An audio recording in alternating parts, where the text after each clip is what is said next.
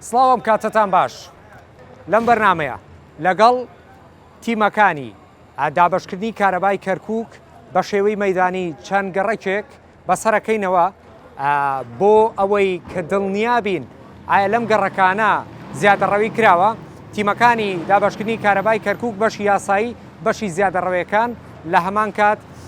بەشی سزا. ئایا ئێمە لە وەرزی زستاندا زۆربەی کاتەکان محەویلەیە و لە ماوەی 2 مانگە زیاتر لە 200 محەویلەی کارەبا سوتاوە. هۆکاریش زۆربەی کاتەکان بۆ زەختی سەر محەویلەکان ئەڕوات. بۆیە لەم بەرنامەیە تەواوی بابەتەکان شیەکەینەوە لەگەڵ تیمەکانی دابەشکردنی کارەبای کەرکووک بە سوپاسەوە هێزە ئەمنیەکانیشمان لەگەڵدا ئابێت. بینەر بن.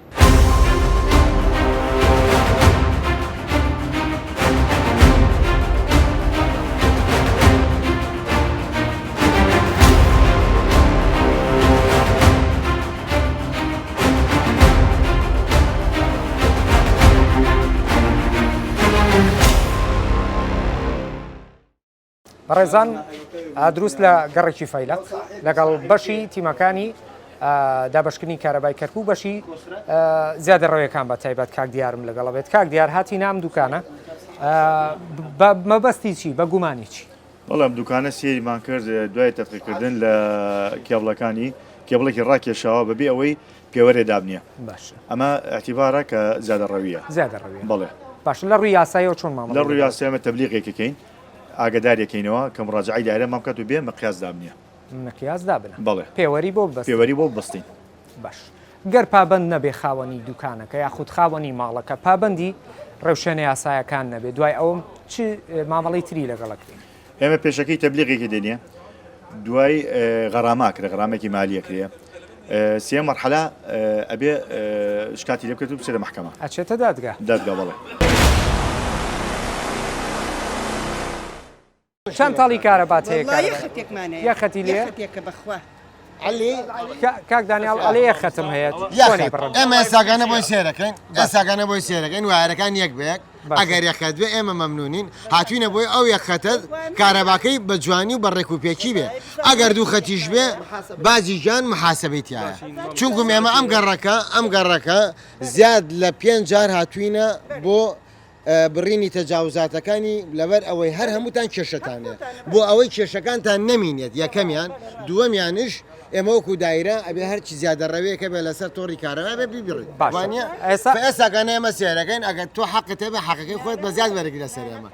فەرموو ئوستاد علی حەبیبی ڕۆح شوف لێ ئوستاد علی ساعتی ئێمە خەتەکانی دوای ساعت ساعتی فەرموو أما إيريا كارت؟ نعم كيبل واحد هسه هذا بس الثاني هم أنا رايح. الثاني شنو سالفته؟ الثاني رايح فوق اي يعني موجود تجاوز موجود مجاوز كهرباء. الثاني ما بي ساعة. الثاني ما بي ساعة. هذاك هو اذا التصوير هو مسموح خط واحد لو خطين؟ لا خط واحد يعني حتى لو ساحب ما له حق يسحب خلينا نقول يخلي لا يقدر هذا الكيبل الثاني ينصب له مقياس اي لازم يعزل قانونێکی تایبەتی خۆیەتی هەر کەسێک خانووی دووقاتی هەیە جایە ئیجرائاتێکی تایبەت هەیە با بڵێن پرۆتۆکۆلاتێکی تایبەتی خۆی هەیە تۆ کە پێویست بە دوو پیاوەرە بە دوو خەتە قاتی بان و قاتی خوار جایە خانۆکەت لە زمانی عەرزەکەی خۆتا بۆتە دوو بەش ئەمە استراتێجی ئەمە بڵێن ئیداریاتی خۆی تایبەتی هەیە بەڵام ئەگەر بێت و تۆ ڕێک کێبڵێ ڕاکێشی بۆ بانەوە بیبیتەبانەوە دوم ئێرانە کوا دەرەجی نییە قاتی بانەوە قاتی خوارەوە یەک ماڵە پێویستی بە یەک پێوەرە پێویستی بە خەتی کارەبا خەتی دووەم تەجاوزە بەبردرێ ئێستا خەتی دووەم لە ڕووی یاسایەوە چۆن مامەڵی ئێستا ئیجراتی تایبەت خۆمانە ئیجراتی تایبەتانێ فەرمووکاری خۆتان بکەن کو عەبدولخالق بابێن كان عبد الخالق يسوي اجراءاتك اجراءاتك استاذ عبد الخالق. استاذ هذا راح نقطع عليهم الكهرباء. نعم. لانه هذا يعتبر سرقه اموال الدوله. نعم. اذا تيجي للقانون راح يدخلوهم فقره. نعم. بالقضاء سرقه اموال الدوله مثل ما تسرق سياره مثلا اي سرقه هذا الكهرباء سرقه اعتياديه فالطابقين عنده مثل ما قال الاستاذ دانيال ما عنده درج بما معناه هم مستغلين بيت واحد. يعني لو طابق ثاني عنده درج إلى حق يسحب ساعة له فوق يعني البيت بعد التقديم بعد معاملة التقديم طبعاً. معامله طبعا ترويج وحق الدائره، هذا حق مشروع للدائره. ئەگەر کامێرەمان هاوکار بێت وان ئێستا خەریکی بڕینی ئەو زیادە ڕەویان کە زیان بە محویلی کارەباکە شەگەێنێ بەخەتەکەمە گشتی ئێمە مشکلەکەمان بە تایبەت لەم گەڕەکە و زۆری لەم گەڕەکانەشەیە تەنانەت یەک محەویلەکە ئەسووتێنێ کۆمەڵێک کێشە دروستەکە و ماڵەکان بەبێ کارەبامێنەوە. دوو لەمە گەورەتر ئەم گەڕەکە دوو فیدەریە، فیدەرێکی ناوی زاگرۆزە، فیدەرێکی ناوی ورتیقا. هەردوو فیدەرەکە ئێمە جاری وایە لە 72 کاتژمێرە نەمانتوانێت نیو کاتژمێر کارەبام بدەین وەکو ترافیکلایتی لاتوە. تەجاوزەکانە بڕین ئەیگەڕێنەوە. ئەبێ بۆیە وەکو ئێستاکانە و زۆر جارش کردومانە بە شێوەیەکی یاسایی ئەبێ بزانن ئەمە حیساب و کتابی لەسرە دزینی ماڵی عامی دەوڵەتە.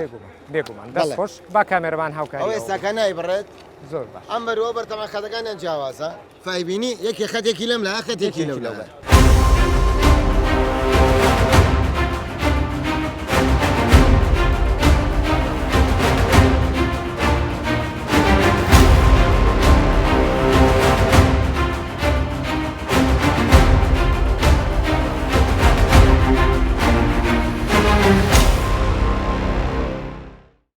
کارەبا ئێرە چۆنە؟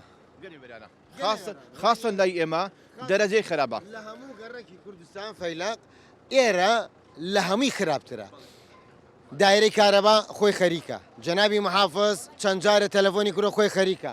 کۆمیتەی ئێرانە کاک محەممەد و کاکەریم بە سوپاسەوە زۆر هاوکارمانن بۆ هێورکردنی خەڵکەکەەوە بۆ ئامۆژگاری خەڵکەکە بۆ ئەوەی کەوا خەڵکەکە نێڵن زیادە ڕەویشکن لەگەڵمان هاوکارن زۆر بۆ تەنزیمکردنی کارەباکە هەنێ ئیجرای تایبەتمانەیە. تۆکو هاوڵاتیەک بۆ ئەم ڕۆڵات چی بە بەڕێوەراتی دابشکردنی کارەبای کردن؟ من پێش وەختی پێدەم گوت دەستخۆشی دەیەوە ئەکەم ئەگە هاتوونە بۆ ئەم وەزعە ئەوەی دوو خەتی هەیە بیبڕن. من لێرە زۆر دەستخۆتان یەکەم نعنی بەڕاستی کەس ڕەحم ناکە بە کارەبا خاصن ئەو منتقی لای ئێمە هەیە دوو کارەبای هەیە باشە لە خوارەوە پێوز ناکە ناویان بێنم شەوان هەتا بیانی نانی پێکەن.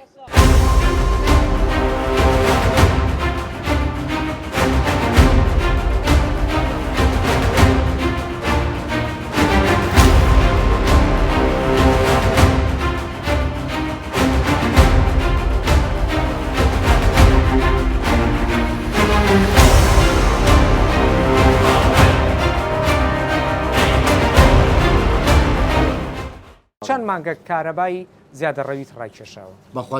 دوو مانگە. لەم دوو مانگە ئەوە لەو ماڵان ڕانکێشان منش چەتاڵێکم تێخستەوە دیارە چاول لەو ماڵانەی تریش کرد ئەمە واقعەکەی بەبات دوکانەکەی منان بردیان خۆ سیر تێبڵەکەش باش تەواو لەو یەخەتی کەم لەوە زیاد ئەوەش بی ڕوتەوە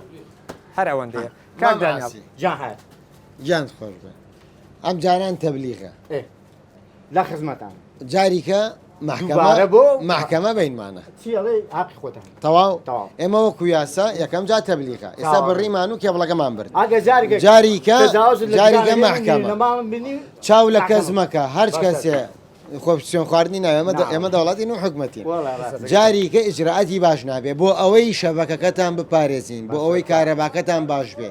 ئێمە نابێت لە هەر شوێنم قسانە بڵینەوە هەر بیڵینەوە ئێمە ئیشەکەمان خزمەتکردین ئێوەیە ئەگە ئێوە هاوکارمان نەبن کارەباکەتان بە ترافیکلایتیامێنێت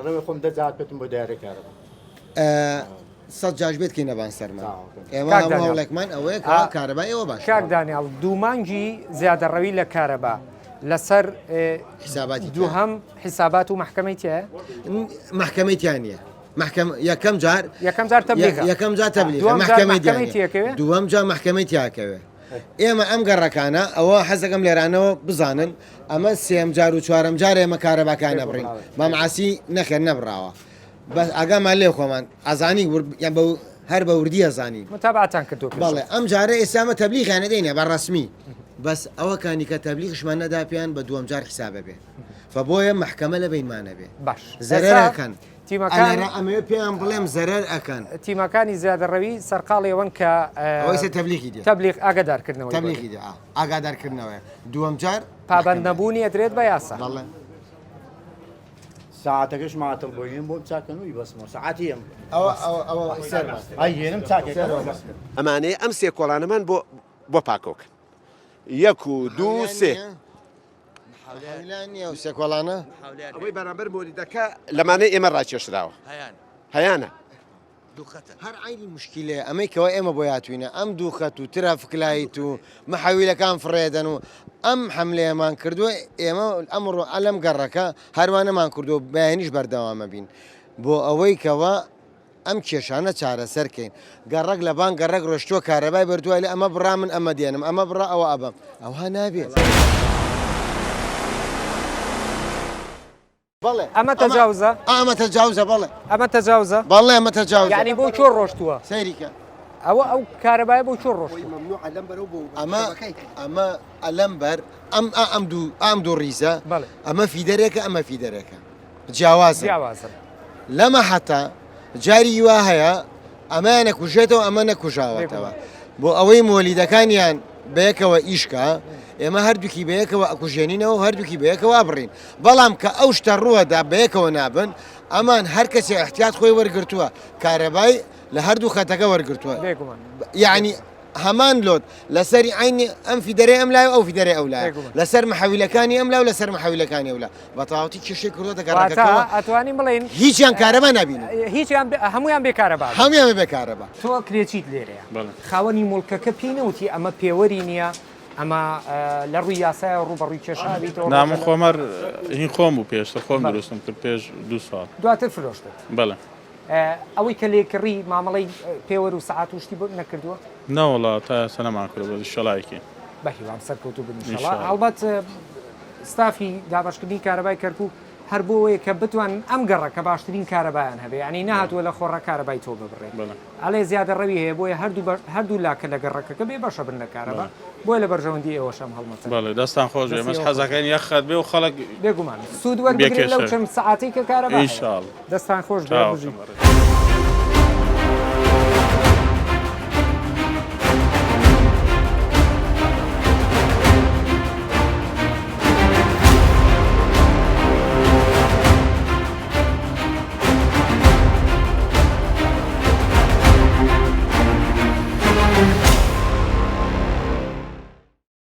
خەتیشمێ با خۆم بیڕێم کاکی دوو خەتت هەیە دوو خەتم لەبەرەوە ئەم حاولەی ئیشی نەکردووە دێتە جاوازمان ڕاش خۆمان ئەوە سیلیتە ئەمە خەتەکەی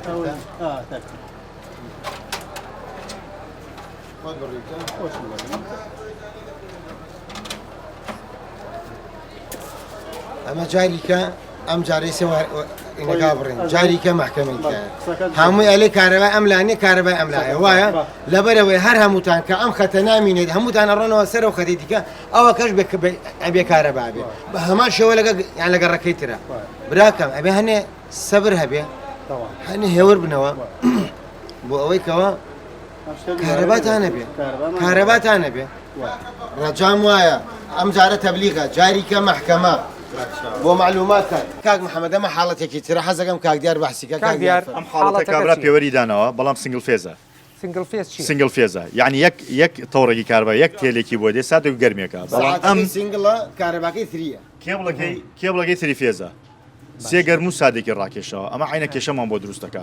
زەخت ئەم حاڵەتە زەختەکاتە سەر محەویلە بەتاکی زەختەکاتە سەر محەویلە و ئەوانەی تر مەحرومەکە لە کارەبا یاسایی نییە یاسایی نیە بەتاکیت ئەمە لەم حاڵەتەی غەرامەیە دێنێ سەحالە تەبلیغێکیگەین دوم جار غەراما کرێ سێم جار ئەبێ شکاتی محکەمەی یعنی تۆ کاک دیار مەقسەدی ئەوەیە کارەبای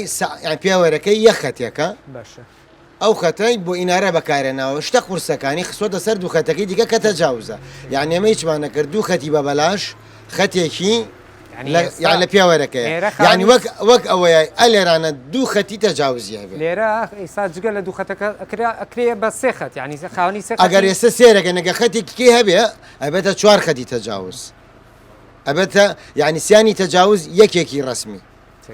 فبۆیە ئیسە بە هەمان شێوە کە پێڵێ لێ کاکە ئەو لا ئەبڕێ ئەم لە ئەم لا بڕێ ولا تەمان ئەگەر هەموو تۆ ئێرە ببڕێ هەمووی بدرێتە سەر ئەو لا شەبڕ ئێستا تۆ بە هەمان شێوە بەعکسەوە هەرسێکی یاخود هەر چواری ئەبڕێ یەک خەتێکی خۆی هێڵینەوە بە جاری کە دووبارە بێتەوە کاکە تۆ ساحبیت جاری کە دووبارە بێتەوە بە تایبەت ئێرانە شوێنی ئەوانی با بڵێن تیجاری پێڵێن دوکانە ئیجراعاتی زۆر زەحمەتە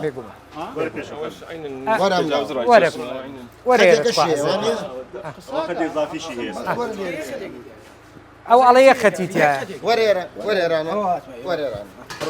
كاكا بس أوين بۆ ما شەرەکە تۆ چۆن یەخەتێک کاکە سیەیەکە هەمووی لێدا کارەبای لێدا بزانێ یەخەتیایەنە ئەی کێڕڵەکە دەگەتری فێسبوو کاکەگە تەوی فێس بۆ خۆت کاکەم نان بس كاكا يك دقيقة استاذ علي انا بعيني دا اشوف هذا 3 فيس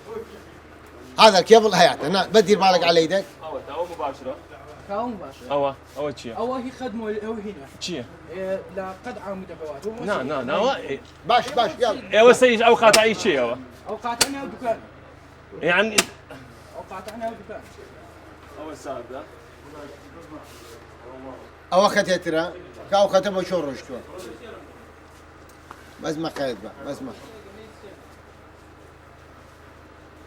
أول اسمي كير ما مسا بس أو عين ربطك غلط هو نابي بس أنا هي غلط يعني قاطع كي بيش مقياس نابي ربطك غلط نوع مقياسك شو لا تو نوع مقياس يعني مقياسي هيك نابي أول شنو زعما مسار ده ينقرمه أو قرمة أي أو برصاصك شو نبيه بابا ما شوارخته أو تعال شواري شو دنا في دركوا أو شواري شو دنا في دركوا كاكم أستاذ علي مو خط واحد بس إيدك هذا اللون الجوزي فوق بقي الباقي قطع تمام هاي بقي جوز هذا يدخل للمقياس ما مستوى هذا مباشر للمقياس نابي كاكم نابي وشونه كاك محمد مهما شوا يتير شتكي أما ليرانا رتندين شان خبريك زور بأكرا بتجاوز بله أوي زور خبري نبي لكارمندكان خوما تنانت نازانه كسر أنا بورد كان من حزكم كاميرا كبيس عن سيري أو بورد بك كهرباء زور خبرتي أبي أوي كواب زانه تجاوز سري ليدر كابوردي تجاوزات واليات فني خويه به زور يعني أتوانم بلهم خبرتي زوري فيها كردوا خلقك ما إجراءاتي قانوني بو ساعات بشويك قانوني يكي لساعات كان لغبته بقانوني أقول مراجعة بكي أكره مراجعتنا كردوا بويا هر ساعات هاتوا زاني ما باوك ما هي منيها أو ما من لو تيو فرقنا تاعك باوك در وخوت بها فأم ساعاتي دوام يعني ويبانوا أما وكو من يبينم قانوني نية داندراوا بقانون أوكي لغبته بقانون باش صار ما خوشه دبر الوقت خوي كتوزيع كراو ساعات كان هاتن وش الحازرة قال لي ساعتين وكهرباء يبانوا بنت جاكي دور ربطك دبر إما داني شبر سرو كسياني تاعش هي ما خوش خو ما بيبري طب بيبرو إما خو ساعات قال لك إما ممنون تاني بس الشغل بەرلەوەی بێمە کۆتا لەم پرۆگرامە لە پرۆگرامی چاودێر پێم خۆشە تەواوەتی ئەم هەڵمەتە زیاترشی بکەینەوە و قسەی کۆتای لایەنی پەیوەندیدار وەکو بەڕێز کاکدانیاڵ کە جەنابی بە تەواوەتی سەرپەرشتی ئەم هەڵمەتەی کردووە لەگەڵ بەڕێز کاکدیار بەشی زیادەڕەویەکان وەستافە بەڕێزەکان هێزانمونیەکانیش بە هەماهەنگی کاکدانیاڵ قسەی کۆتای جەناب بەڕاستی یەکەم شت دەستخۆشی لێواکەم وەکو تەلەڤیزیۆنی کەرکووک یعنی با بڵێن کەناڵی ینی ئاسمانی کەرکووک بەردەوام هاوکارمان بوونە ئەمەوێ لێرانەوە خەڵک هەر هەمووی جۆی لێبێ ئێمە احتیمالە نەگەینە هەموو گەڕەکەکان بە ڕۆژێک و دوان بەڵام ئەم کێشیان لە هەموو چرکەیەکە هەیە بۆ ئەوەی کەوا خەڵکی زیاتر زۆر زیاتر سوود لەم کارەبایە ببینێ ئەم تۆڕە کارەبا جوانیکەوە لێرە هەیە ئێمە ئەم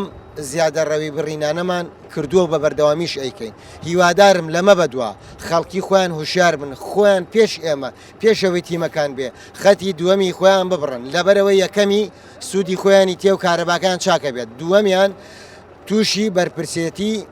یاسایی ئەبنەوە ئێمە ئیسە تەبلیغمان دابانێکیان دووەم جا مەحکەمە چاوەڕێیانەکە فبۆیە بۆ ئەوەی کەوە سوود لە کارەباکە ببینن ئەم تۆڕە کارەبا جوانە و تووشی بەرپرسیارەتی نەبن هیوادارین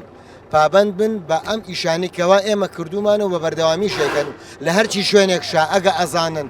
کێشە هەیە ئاگادارمانکەنەوە تیمەکانمان ئاگادارکەنەوە بۆ ئەوەی کەوە بە هەمومانەوە ئەم زستانە بەرینە ڕێوە و کارەباش دووبارە بگەڕێتەوە بواری سەقامگیری خۆی و هەر هەمومان بێکەوە یەک دەست سوود لە کارەبا ببینین و لە بیرمانیش نەچێ هاوکاریەکی زۆر ئەمڕۆ لە ئیداری کەرکووکەوە هەیە ئەبێ هەمومان قەدر و قیمەتی ئەوە بزانین. دەستخۆش کاک دیار قسەی جەنابەت لە کۆتا ئێمە تەنها لەمڕۆ لە ماوەی نزیکەی 4 کاتژمێر 5 کاتژمێر زیاتر لە 20 ماڵ کە توانیتان ئێوە ئاگادارکردنەوەی پێ بگەێنن لە ڕووی یاسایی شۆ مامەڵی لەگەڵ بکرێ ئەم هەڵمەتە هەر بەم جۆرە بەردەوامە بێت و لە هەمان کات چی بە هاوڵاتیانەڵی کە ئەمڕۆ جارێکی تر ئەم زیادە ڕەویانە دروست نەبێت. بڵێ ئێمە بەتەکید دایمەنە هەڵمەتەمان هەیە حملەی تەجاوزاتمان هەیە ئەو خەتانەی کە دوو خەتن تەبادل منفعی پێڵێن ئەی بڕین بۆ سوودی خەڵکەکەیە بتوانن ئەوان شاوکاری ئێمە بن ئەوەی کە خۆی بیبڕێ یان ئەوەی ئاگادارمان کاتەوە لە کوێ تەجاوزاتەیە ئێمە مەفارزیان بۆ نێرین و حملێکی تەجاوزاتیان بۆکەین و بۆی سوودەکە بۆ هەمووان بێت. دەستی جەنابتان خۆش بێ سوپاس بۆ ئێوە کە لەگەڵمان ماندوو بوون دەست و چاوتان خۆش زۆرڕاستی دەستخۆشی لێوەش دەستی جەنابتان خۆش ئەرکێکی زۆر جوانە و لە شوێن خۆیەتی بۆ ئەوەی کەوا ئەلێرانەیە ما زانین تەلەڤیزیۆنی کەرکووک زۆرترین بینەری هەیە خەڵک ئاگادار بێتەوە ئەمار بۆ ینی ئەم گەڕەکە نیە بۆ هەموویانە شۆرا و پەنجعلی بۆ هەموویەتی ڕێی بەغا بۆ هەمویانە دەستی جەنابتان خۆش زۆر سپاس بەڕێزان ئێمە لەم چاودێرە دێنە کۆتا بەڵام لە چاودێرەکانی تر بەردەوامە بین و دەبین بە چاودێر بەسەر هەموو بابەتێکە ئەمڕۆ لە بەرژەوەندی هاوڵاتی بێ بیرمانەچێ ئیدارە و دەسەڵاتی ئێستای کەرکووک لە خەمی هاوڵاتیانە بەبێ جیاوازی خاوەنی کارەبا و پێوەری باش بین بەڵام لەبەر زیادەڕەوی و زیاتر بەکارهێنانی کارەبا ناتوانین شیاوانە کارەبای خۆمان دەست لەبەر بکەین ڕۆژانە. من لەمڕۆ دێمە کۆتا بەڵام لە چاودێری تر پێتان شاد دەبمەوە. سوپاس بۆ ئوستافە کە لەگەڵم ماندوون هەر شاد بن.